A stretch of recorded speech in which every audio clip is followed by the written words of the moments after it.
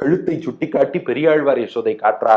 கொஞ்சம் கிட்டக்க வாங்கோ, இந்த கழுத்தை எட்டி பாருங்கன்னா நாமும் கண்ணபிரான் கழுத்தை எட்டி பார்க்கிறோம். அற்புதமான காட்சி. முன்பு பிரளய காலத்துல ஆலிலை கண்ணனாக பகவான் வந்து ஆலமா மரத்தின் இலை மேல் ஒரு பாலகனாய் ஞாலமேழும் உண்டான்னு திருப்பாணாழ்வார் பாடினாரே, அப்படி ஆலிலை கண்ணனாக வந்து மொத்த உலகங்களையும் விழுங்கி தன் வயிற்றுக்குள்ளே வைத்து ரட்சித்தான்.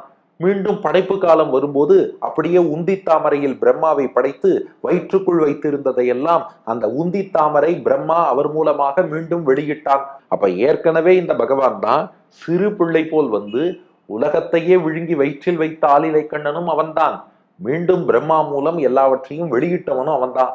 இப்போ கண்ணன் பெரியாழ்வார் யசோதை மடியில இருக்கானே குட்டி கண்ணன், அவன் கழுத்தை உற்று நோக்குகிறோம். கழுத்து பார்த்தா டிரான்ஸ்பரண்டா இருக்கு. அந்த டிரான்ஸ்பரண்ட் கழுத்துக்குள்ள பாக்குறோம்.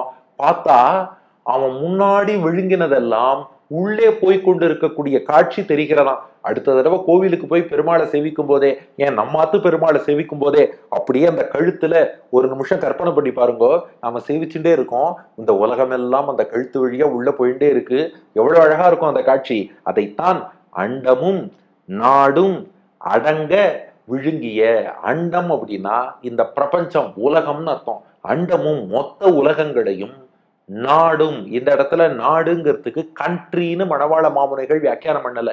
மாறாக நாடுனா சேத்தனா சேத்தனங்கள். அதாவது சேத்தனம்னா ஞானம் உள்ள ஜீவாத்மாக்கள், அச்சேதனம் என்றால் ஞானம் இல்லாத ஜட பொருள்கள். அப்ப நாடு என்பது இந்த உலகிலே உள்ள அறிவுள்ள ஜீவாத்மாக்களையும் அறிவில்லாத மேட்டர் ஜட பொருள்களையும் குறிக்கிறதுன்னு வியாக்கியானம் பண்ணியிருக்கார். அந்த திருக்கழுத்தின் அழகை வந்து பாருங்கள். இப்ப அந்த கழுத்தை சேவிச்சாலும் அண்டம் எல்லா பிரபஞ்சமும் இது வழியாதான் உள்ள போச்சா, நாடும் சேத்தனா சேத்தனங்கள் எல்லாம் இது வழியா தான் உள்ள போச்சா, வியப்பா இருக்கோ இல்லையோ. நாம யாராவது யோசிச்சு பார்த்தோமா? கண்ணன் நெய்ய சாப்பிட்டுட்டான், வெண்ணெய் சாப்பிட்டுட்டான், ஏன் கொஞ்சம் கைப்பிடி மண்ணை சாப்பிட்டுட்டான்னா அதுவே அவனுக்கு கழுத்துலயோ வயத்திலேயோ எதையாவது ஆபத்து ஏற்படுத்துமோன்னு அஞ்சுகிறோம். அப்படி இருக்க இந்த உலகத்தையே விழுங்கினானே, எல்லா உயிர்களையும் ஜட பொருள்களையெல்லாம் விழுங்கினானே, ஏதாவது கழுத்துல மாட்டின்னு இருந்தா அப்ப பகவானுக்கு எவ்வளவு வலித்திருக்கும். ஏதாவது ஒண்ணு அங்க இங்க குத்தி இருந்தா அது பகவானுக்கு எப்படிப்பட்ட காயத்தை ஏற்படுத்தி இருக்கும். பகவான் எல்லா சக்தியும் கொண்டவன், அவனுக்கு எந்த ஆபத்தும் வராது. அவன் ஜம்முன்னு உலகத்தையே விழுங்குவான். ஆனாலும் கூட ஒண்ணு ஆயிடக்கூடாது.